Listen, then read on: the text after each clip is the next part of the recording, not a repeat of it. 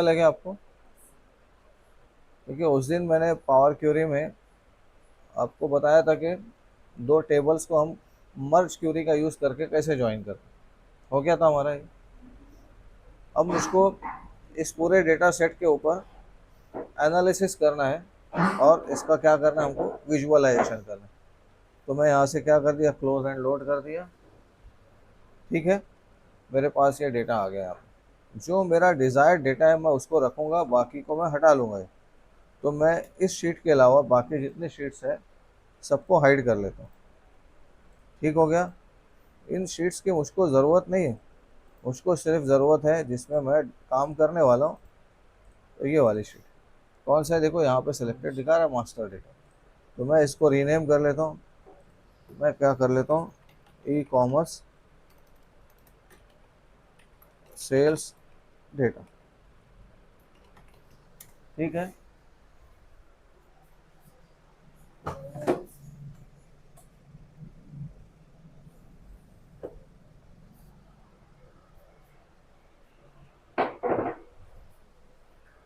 अब देखिए ये डेटा हमारे पास आ गया। ठीक हो गया।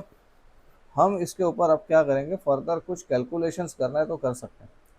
जिससे अगर आपको लगता है कहीं डिस्काउंट वगैरह क्राइटेरिया लगाना है, कुछ और चीज़ें करना है, तो बिल्कुल कर सकते हैं हम। लेकिन इसके ऊपर अब सीधा एनालिसिस शुरू करते हैं और हम क्या करेंगे कि इसके अंदर से इंसाइट्स फाइंड करना शुरू करेंगे। तो इसके लिए हम लोग यूज़ करने वाले किसका, हम यूज़ करने वाले हैं पिवट टेबल का। तो इस पर आप क्लिक करके चले आओगे इंसर्ट टैब में और यहाँ ऑप्शन क्या लोगे, पिवट टेबल। ठीक है, आपकी रेंज सेलेक्ट होगी, मास्टर डेटा खुद ब खुद आप न्यू शीट में जा रहे हो, ओके कर लोगे, डेटा आ गया। ठीक है, एनालिसिस करने के लिए आपको क्या करना पड़ता है, कॉमन फील्ड। सबसे पहले हम क्या करेंगे, एक ट्रेंड फाइंड करेंगे कि सेल्स का ट्रेंड कैसे हो रहा है मंथ वाइज, कौन से मंथ में कितना सेल हुआ वो अंदाज़ लगाना है मुझको। तो मैं यहाँ पर सर्च करूँगा कॉलम, जिससे मुझको डेट पता चले। देखो ये ऑर्डर डेट का कॉलम है। ठीक हो गया। ऑर्डर डेट को मैंने सेलेक्ट कर लिया। तो यहाँ देखिए नीचे वैल्यूज़ में आ गया ऑर्डर डेट, और इसमें दो रोज़ आ गए, मंथ्स आ गए और ऑर्डर डेट भी आ गए। मुझको पूरी डेट से मतलब नहीं है, मुझको सिर्फ क्या चाहिए, मंथ्स के नाम चाहिए। तो ये एरो पे क्लिक करके मैंने इसको रिमूव कर लिया। सिर्फ क्या दिखा मेरे को, मंथ्स दिख रहे अभी। राइट है। मुझको ये पता करना है किस महीने में कितना सेल हुआ। तो ऑर्डर्स का काउंट करेंगे हम लोग, ये नहीं काउंट करेंगे कितने अमाउंट का सेल हुआ। वो करना है तो अमाउंट का भी कर सकते हैं, लेकिन जनरली ट्रेंड क्या है, 50 ऑर्डर आए इस महीने में, 100 ऑर्डर आए, 200 ऑर्डर आए, 20 ऑर्डर आए, वो देखना है हमको। ठीक है, तो मैंने क्या ले लिया, रोज का ऑप्शन लिया। अब यहाँ पर मुझको देखना है कि हर महीने में कितने ऑर्डर्स आ रहे हैं मेरे को। तो मैं इधर से जाऊँगा, आप चाहे तो कोई भी ऑर्डर आईडी का कॉलम या प्रोडक्ट का कॉलम कुछ भी ले लो आप। ठीक है, फॉर एग्जांपल मैंने प्रोडक्ट नेम का कॉलम उठा के वैल्यूज़ में डाल दिया। तो इसने ऑटोमेटिक क्या कर दिया, काउंट कर दिया उसने कि जनवरी में 18 प्रोडक्ट सेल हुए, फरवरी में 32 सेल हुए, मार्च में 23 सेल हुए। आप इसकी जगह दूसरा भी ले सकते हो, ये हटा दिया मैंने। देखो इसको रिमूव कर लेता हूँ, सॉरी, दूसरा ले लिया मैंने। क्या ले लिया, यहाँ जाके एक मिनट, ये थोड़ा छोटा हो जा रहा। मैं यहाँ इसकी जगह ले लेता हूँ सपोज ऑर्डर आईडी। अब देखो ये क्या कर दिया इसने, ऑर्डर आईडी का क्योंकि न्यूमेरिक फील्ड थी ना, उसने सम कर दिया। मैं क्या कर देता हूँ, वैल्यू फील्ड्स में जाके काउंट कर दिया।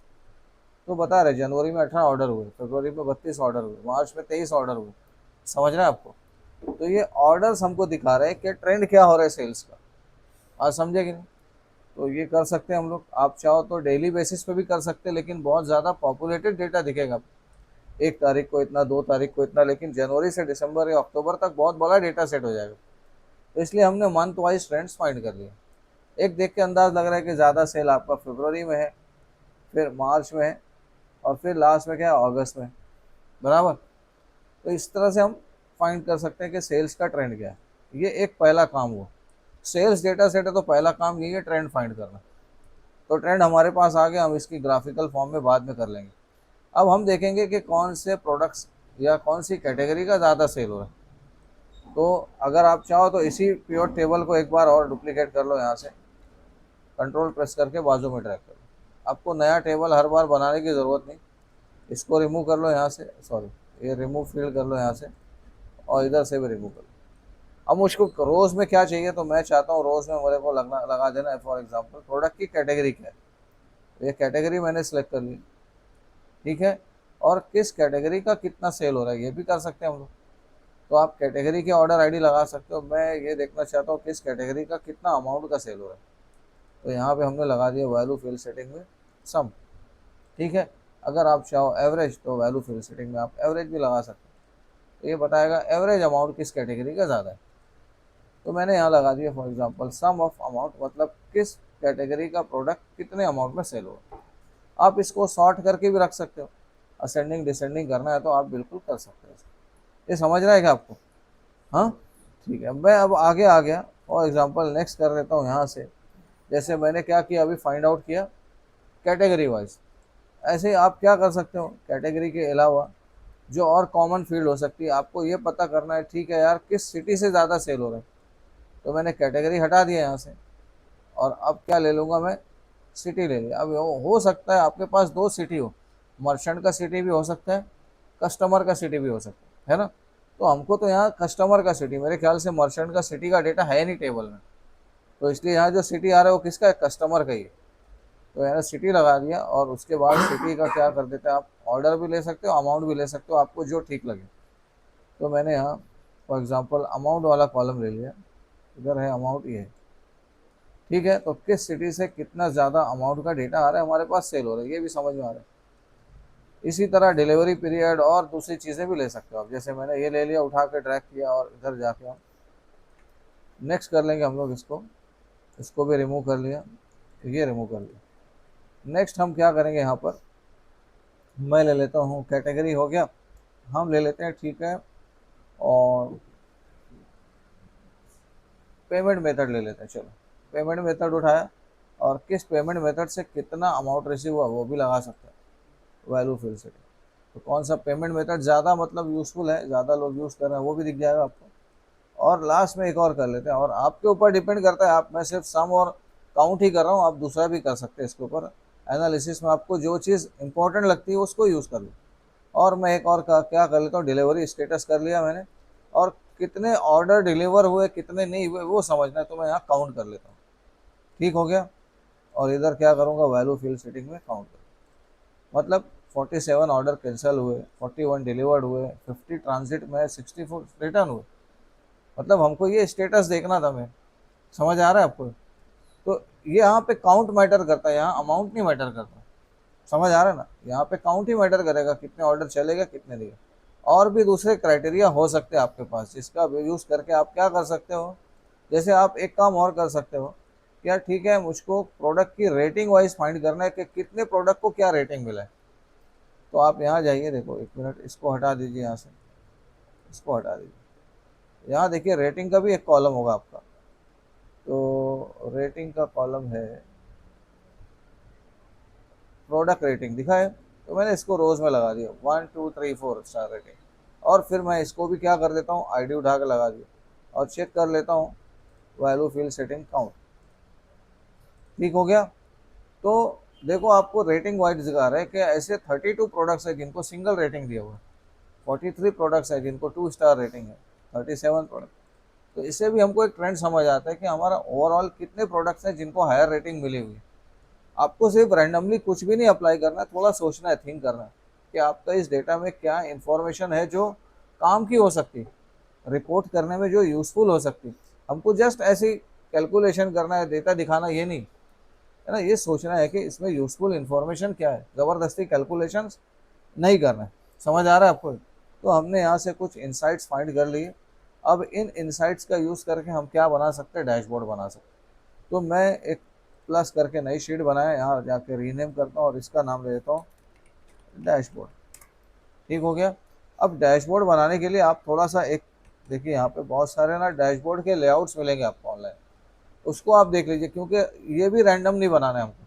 तो मैं यहाँ जाके क्या करता हूँ, sales dashboards in Power B I, just ऐसा देखो आप, तो आपको दिख रहा होगा पावर बी आई में, या आप एक्सेल भी लिखोगे तो दिखेगा आपको एक्सेल में सेल्स के डैशबोर्ड कैसे बने हुए, ठीक हो गया। आप नोट कीजिए यहाँ पर, तो कोई भी डैशबोर्ड देखोगे ना तो उसमें तीन पार्ट्स होते हैं। फर्स्ट जो होता है वो केपीआईज होते हैं, की परफॉर्मेंस इंडिकेटर्स, मतलब कुछ कैलकुलेशन जो देख के, समरी देख के हमको समझ आता है परफॉर्मेंस क्या चल रहा है।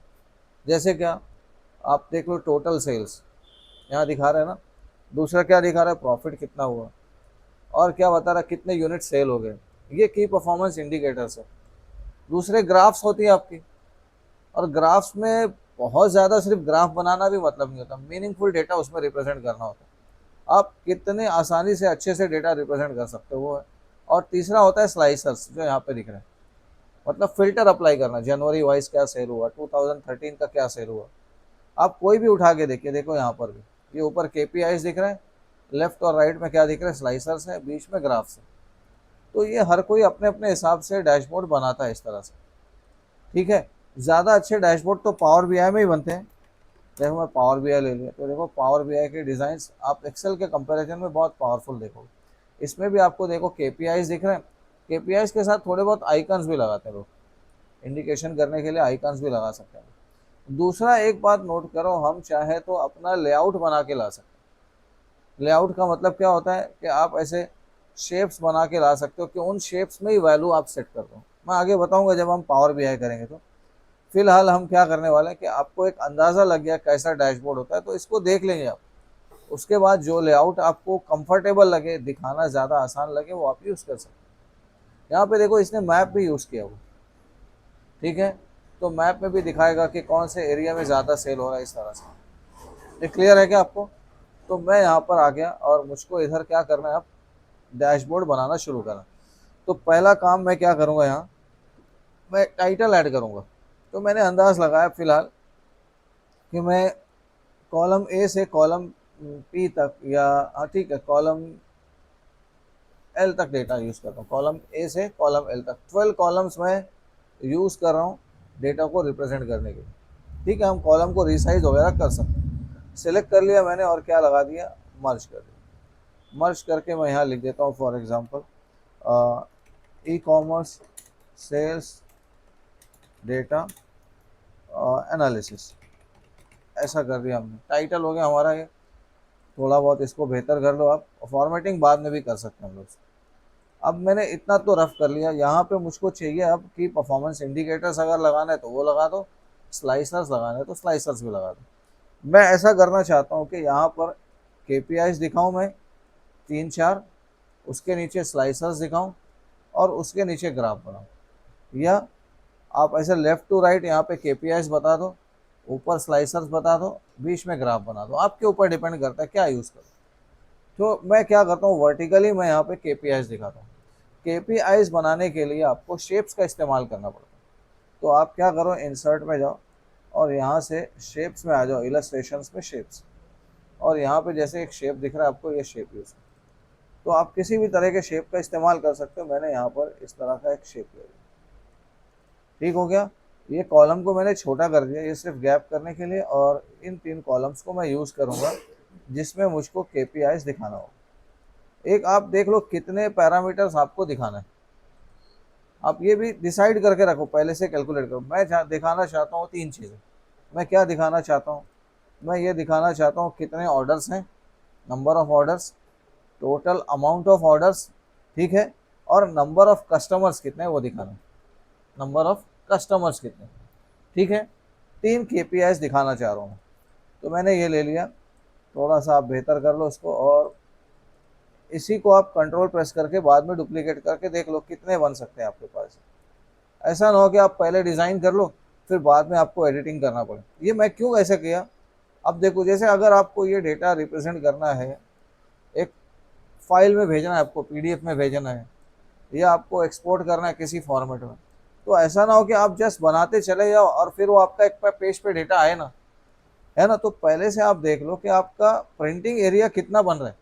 जैसे मुझको पीडीएफ में प्रिंट करके देना है या शेयर करना है जो आसानी से दिख जाए पीडीएफ में, तो मैं इतना डेटा सेलेक्ट किया एल तक, और मैं क्या करता हूँ, पेज लेआउट में जाके ओरिएंटेशन मैंने लैंडस्केप का, मतलब आड़े पेज पे कर रहा हूँ मैं।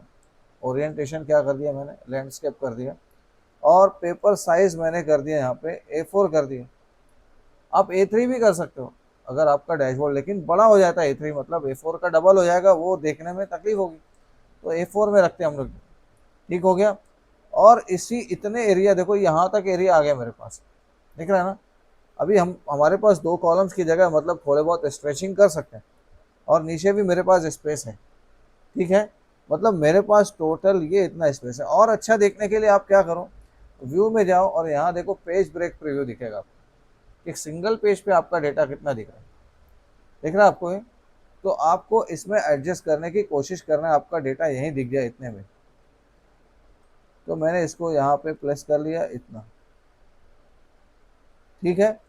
फिर राइट साइड में मेरे को स्लाइसर्स बनाना है, स्लाइसर्स बनाने मेरे पास अभी भी 2 कॉलम का स्पेस है, मतलब मैं थोड़ा बहुत स्ट्रेचिंग कर सकता हूँ। इधर मैं थोड़ा सा क्या करता हूँ, इन सब कॉलम को मामूली सा स्ट्रेच कर लेता हूँ, ताकि मेरा देखो यहाँ तक आ गया डैश, बराबर हो गया।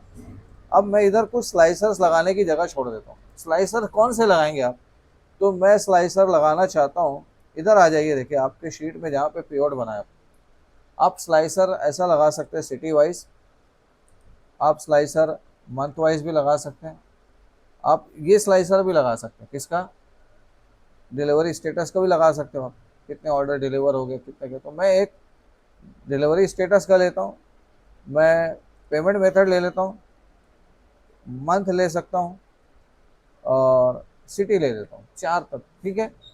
तो 4 डिफरेंट स्लाइसर्स बनाने के लिए देखो सिटी का आएगा अगर आपका स्लाइसर, तो कितने सिटीज़ है अप्रॉक्सीमेटली, 10 सिटीज़ है, ठीक है। ये 10 सिटीज़ को आप वर्टिकली नहीं बना पाओगे पूरा, आपको क्या बनाना पड़ेगा, हॉरिजॉन्टल ही बनाना पड़ेगा, वर्टिकल नहीं तो बहुत बड़ा हो जाएगा।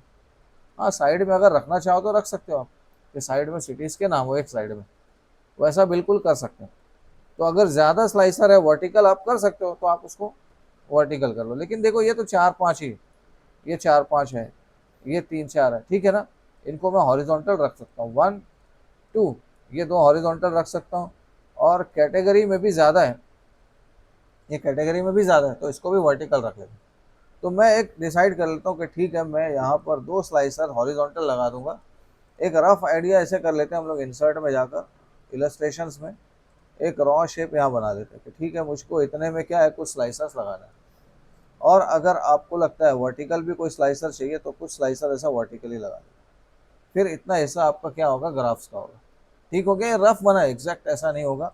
हम अभी इसके अंदर थोड़ा बहुत इनको रिसाइज करते हैं, क्योंकि KPIs की साइज़ बहुत ज़्यादा हो रही। मैं एक काम ऐसा कर लेता हूँ, KPIs को मैं इधर रख लेता हूँ, और एक स्लाइसर इधर लगा लेता हूँ। तो इधर क्या हो गया, मेरे को थोड़ा स्पेस बढ़ के मिल गया ऐसा।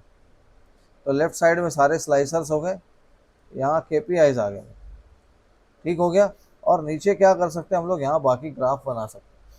कौन कौन सी ग्राफ हो सकती है आपकी, तो आपको ग्राफ भी डिसाइड कर लेना कौन सी ग्राफ। मेन तो ग्राफ आपको बनाना पड़ेगी ये ट्रेंड वाली, ये इंपॉर्टेंट है, ट्रेंड वाली ग्राफ आपकी इंपॉर्टेंट है। दूसरी ग्राफ क्या है आपकी, ये कैटेगरी कौन सी कैटेगरी का, सॉरी कितने प्रोडक्ट की रेटिंग, मतलब ऐसे रेटिंग वाइज प्रोडक्ट का काउंट क्या है। आपको ये भी देखना ज़रूरी है कि कितना प्रोडक्ट मतलब डिलीवर हुआ, कितना सेल हुआ, कितना ट्रांजिट में है, कितना रिटर्न हुआ, ये भी इंपॉर्टेंट है, 1 2। और ये वाला तीसरा इंपॉर्टेंट, ठीक है। और अगर आप चाहते हो पेमेंट मेथड भी देखना, तो ये भी ले लो, 4। आपके लिए इंपॉर्टेंट जो पैरामीटर्स है वो डिसाइड कर लो, उसके हिसाब से आपको ग्राफ, मतलब नियर अबाउट आपको 4-5 ग्राफ्स यहाँ पे चाहिए, ठीक है। अब उनको एडजस्ट करना आपका काम होगा, आगे कैसे एडजस्ट करेंगे। खैर, मैं यहाँ पहला काम अभी क्या करूँगा, ये डिसाइड हो गया। मैं अब यहाँ पे KPIs डिज़ाइन करना शुरू करता हूँ। देखो अभी मेरे पास ये 85% व्यू है, आप इसको 100% करेंगे ना, तो आपको दिखेगा आपके कार्ड्स कुछ ज़्यादा बड़े हो रहे हैं। तो ये कार्ड्स को आप छोटा कर लो, बहुत ज़्यादा बड़ा कार्ड रख के कोई मतलब नहीं आएगा, मैंने छोटा कर लिया, ठीक हो गया। अब इनके ऊपर मुझको शो क्या करना है, तो पहला जो मुझको शो करना है, मुझको समझ लीजिए टोटल सेल्स अमाउंट। क्या शो करना है, टोटल सेल्स अमाउंट शो करना है, कि कितना अमाउंट ऑफ डेटा मेरा है, मतलब कितना अमाउंट मेरा सेल हो रहा है। तो यहाँ से भी ले सकते हो, यहाँ से भी ले सकते हो, सब जगह सेम ही वैल्यू आ रही है, कोई भी ले सकते हो। समझ आ रहा है आपको, कोई भी डेटा आप वहाँ लेकर जा सकते हो, ठीक है। तो मैं कैसे कर लूँगा, यहाँ पे ये डाटा मेरे को चाहिए, उधर कहाँ चाहिए, इस डैशबोर्ड पे चाहिए वो डेटा, बराबर है। आप एक काम क्या कर सकते हो, अलग से इस डेटा को वहाँ पे कॉपी कर सकते हो। पहले या तो इधर ले लो कहीं पे किसी सेल के अंदर, जैसे मैंने इक्वल टू जाके ये डेटा एंटर ले लिया, दिख रहा है आपको, एक अलग से आ गया डेटा। मैंने क्या किया, इधर जस्ट चलिए फॉर एग्जांपल टोटल अमाउंट, और यहाँ जाके इक्वल टू ये सेलेक्ट कर लिया, कोई प्रॉब्लम नहीं। ठीक है, ये टोटल अमाउंट आपको कहाँ चाहिए, डैशबोर्ड में यहाँ पे चाहिए, इस सेल के अंदर चाहिए, राइट। तो इसके ऊपर आप क्लिक करके यहाँ जाओ और क्या प्रेस करो, इक्वल टू। ये जो शेप के अंदर डेटा लेगा नहीं, मैं फिर भी ट्राई कर रहा हूँ, देखो शेप में नहीं लेगा, आपको टेक्स्ट बॉक्स में लेना पड़ेगा। मैं जाके इंटर देता हूँ, आ गया डेटा, चलो सही है, ये शेप के अंदर डेटा आ गया।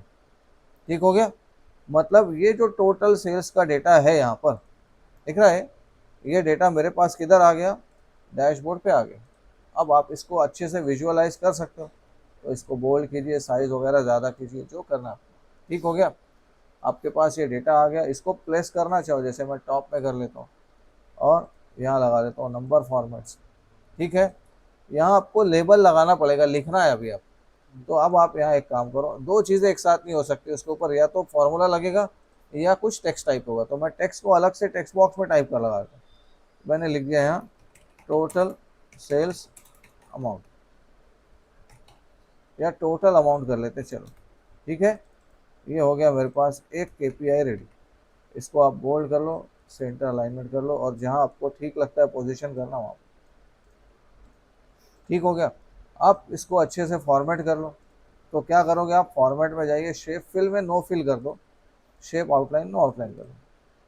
ठीक है, ये आपका मेन पैरामीटर है, इसको आप थोड़ा सा और बोल्ड करना चाहो तो कर लो। ठीक है, और इसको फॉन्ट कलर चेंज करना है तो कर लो आप। इसके साथ आप क्या कर दो, फॉर्मेट में जाके कोई शेडिंग वगैरह अप्लाई कर दो, कलर दूसरा करना है तो वो भी कर सकते हो। जैसे मैंने अगर लाइट ग्रे कर दिया और फॉन्ट कलर क्या कर देता हूँ, ब्लैक कर लेता हूँ तो भी चलेगा, या रेड करना है, ऑरेंज करना है, ब्लू करना है, जो आपको ठीक लगता है। इसको मैं थोड़ा सा डिफरेंट कर देता हूँ, किसको, टोटल अमाउंट को। तो इसको डिफरेंट करने के लिए एक काम करता हूँ, मैं यहाँ पे इतना जो टेक्स्ट बॉक्स है ना उसको अच्छे से सेलेक्ट करता हूँ, यहाँ तक ये टेक्स्ट बॉक्स यहाँ तक, और शेप फिल में जाके देखते हैं कुछ हो सकता है इसके ऊपर। यस, तो जैसे मैंने इसको ब्लू लगा दिया और उसके ऊपर आउटलाइन, थोड़ा जूम कर लेना इसको अच्छे से, यहाँ पे इसके साथ बराबर से इनलाइन मैच करना।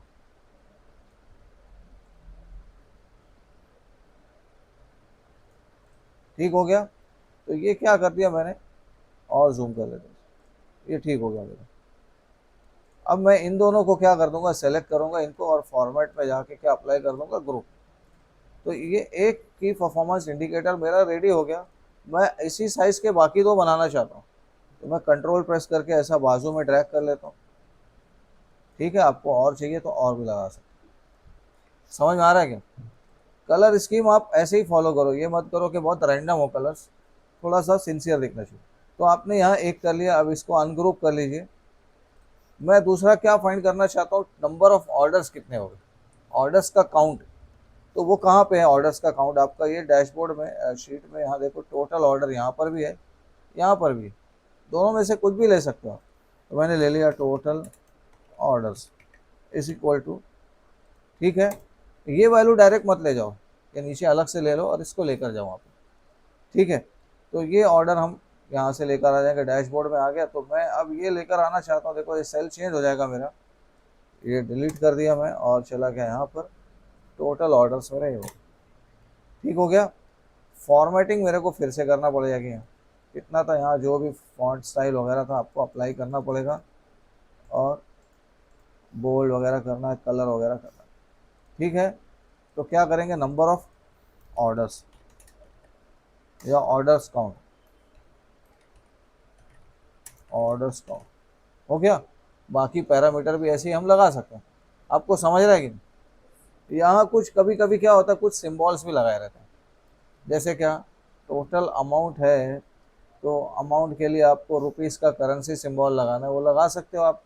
चले जाओ यहाँ पे और सर्च कर लो आप रुपीज़ सिंबल।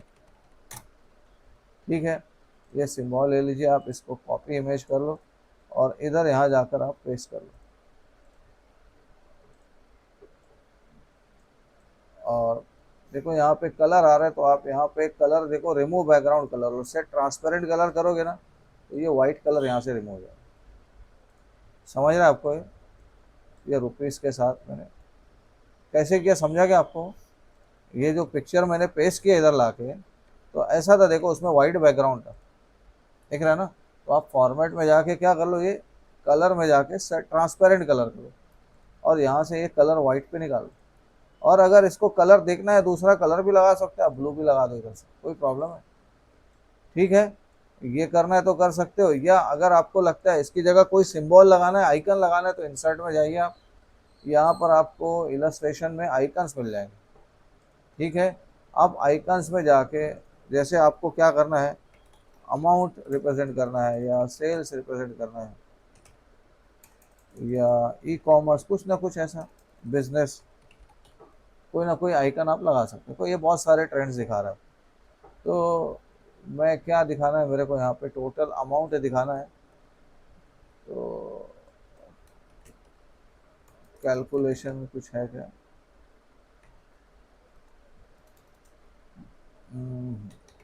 बिजनेस से रिलेटेड ही कोई आइकन लगा लेते हैं हम लोग यहाँ। फॉर एग्जांपल मैं क्या कर देता हूँ, स्टोर है क्या, ठीक है ऐसा कुछ लगा देता हूँ, ये इंसर्ट कर, बराबर हो गया। तो ये इस तरह का आइकन कोई आप यहाँ प्लेस करना चाहो कर। अब ये जगह नहीं बन रही तो मैं इसको अनग्रुप कर लेता हूँ पहले, और फिर इसको सेलेक्ट करके आप क्या करो, लेफ्ट अलाइनमेंट करो, ताकि आपको इधर जगह मिले, बाजू में आप क्या करो, आइकन लगा सकते। ठीक है, फॉन्ट साइज थोड़ी ज़्यादा होगी तो इसको कम कर लो जरा, और ये आइकन लगा, समझ में आ रहा है ना। तो ऐसे कुछ केपीआईज आप 4-5 बना सकते हो। जैसे मैंने टोटल अमाउंट लिया, टोटल ऑर्डर्स लिया, और क्या हो सकता है, नंबर ऑफ कस्टमर्स भी ले सकते हैं हम लोग, कितने कस्टमर्स हैं हमारे पास, है ना। अब वो कस्टमर्स का डेटा, तो नंबर ऑफ कस्टमर्स यहाँ दिख नहीं रहा हमारे पास, कैसे आ जाएगा, हमको एक टेबल बना लेना पड़ेगा। कौन सा, कस्टमर्स का टेबल। मैं उठा लेता हूँ यहाँ से और उठा के इधर लेके आ गया। मैं आसान तरीका बता रहा हूँ, नहीं तो आप कैलकुलेशन काउंट इफ भी कर सकते हो यहाँ पे। तो मैं एनालिसिस में, एनालाइज में चला गया, और ये देखो फील्ड्स दिख नहीं रही है, तो मुझको यहाँ पर शो फील्ड लिस्ट कर लिया, फील्ड दिखने लगा। यहाँ मेरे को चाहिए क्या, कितने कस्टमर्स हैं मेरे पास, नंबर ऑफ कस्टमर्स कितने, सिर्फ वो काउंट करना है मेरे को। तो मैं उठा के क्या कर लेता हूँ, कस्टमर आईडी ले लिया तो भी काम हो जाएगा मेरा। ठीक है, और यहाँ पे वैल्यू फील्ड सेटिंग में मैं क्या कर लेता हूँ, काउंट कर लिया, टोटल कितने कस्टमर्स हैं, 200 कस्टमर्स हैं। तो ये कस्टमर्स मेरे को उधर लेके जाना है, तो मैंने ले लिया टोटल, नहीं ये ऑर्डर्स दिखा रहे हैं, सॉरी, कस्टमर्स 200 नहीं होंगे, कस्टमर्स 200 नहीं होंगे, कस्टमर आईडी को इधर लगाते हैं। फिर देखो टोटल कितने कस्टमर्स दिखा रहे हैं, 85 है ना। तो इसको ऐसे नहीं कर पाएंगे हम लोग, एक मिनट, यहाँ गड़बड़ होगी, मेरे को कस्टमर आईडी का टोटल करना था। तो ये है count of customer ID, value field setting में काउंट कर रहे हैं, 200 क्यों दिखा रहा है, एक मिनट, एक बार और लेके आ गए कस्टमर आईडी, और यार नेम से ले लेते हैं, चलो कस्टमर नेम है क्या यहाँ पे, नहीं है, क्योंकि हमने वो कॉलम टेबल रखा नहीं था, बराबर है ना। तो गिनने के लिए आप ले सकते थे, कस्टमर नेम के हिसाब से काउंट कर सकते थे कितने नेम है। तो एक काम और ट्राई कर सकते हैं, देखो एक कस्टमर आईडी को इधर लेकर आया हुआ है, कस्टमर आईडी, ये आगे सारे कस्टमर के आईडीज। उसके बाद आपको यहाँ पर ग्रैंड टोटल 50 जो दिया है, ये आना चाहिए था, एक मिनट, एक बार और वापस ड्रैग कर लेता हूँ मैं इसको,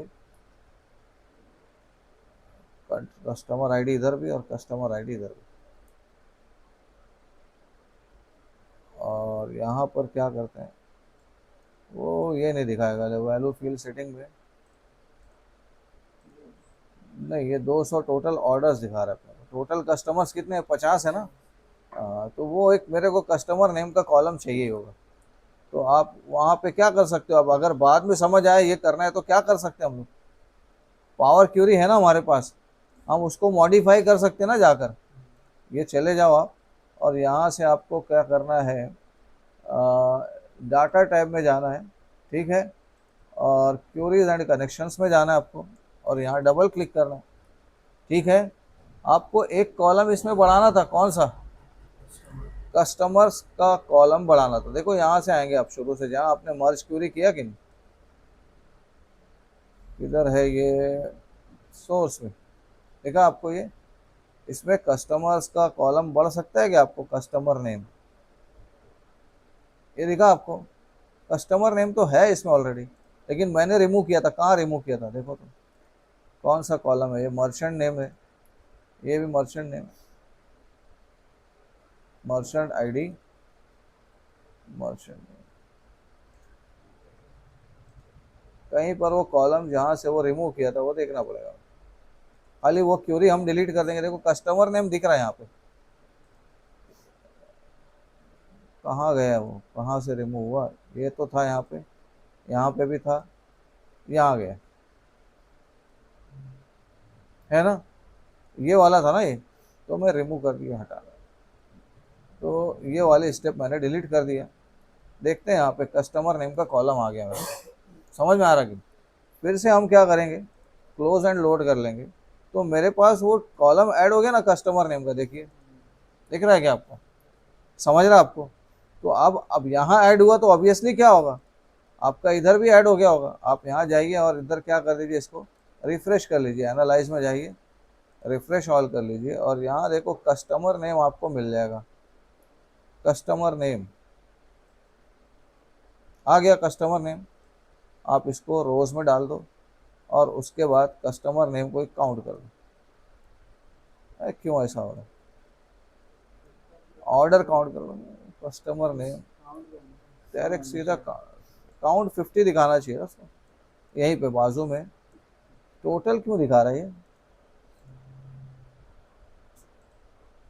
50 ही कस्टमर होना चाहिए, वो ऐसा नहीं दिखना चाहिए था। क्या दिखा रहा है वो, कितनी मरतबा वो कस्टमर्स आ गए वो दिखा रहे हैं।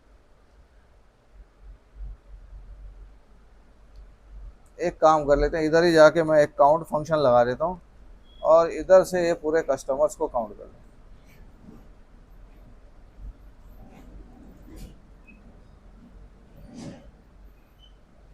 अब जब अपडेट होगा ना कोई कस्टमर तो यहाँ अपडेट हो जाएगा।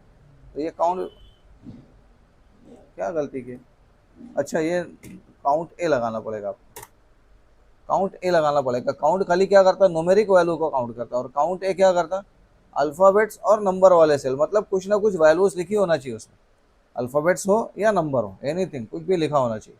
तो ये 50 कस्टमर्स आ गए तो मैं डैशबोर्ड में यहाँ क्या ले सकता हूँ, वो KPI भी ले सकता हूँ। तो मैंने तो ऑर्डर्स काउंट कर लिया, और क्या कर सकते हैं हम लोग, नंबर ऑफ कस्टमर्स कर सकते हैं या कस्टमर काउंट कर सकते हैं।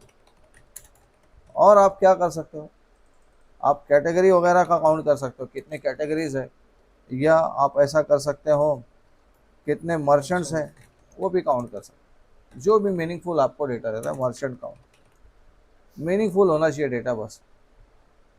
समझ आ रहा है आपको ये। तो ये ऐसे 4-5 KPIs आपको बनाना है। उसके बाद का स्टेज हम लोग क्या करेंगे, फिर स्लाइसर्स लगाएंगे और चार्ट बनाएंगे। आज के दिन इतना रखते हैं, फिर इंशाल्लाह कंटिन्यू करते हैं।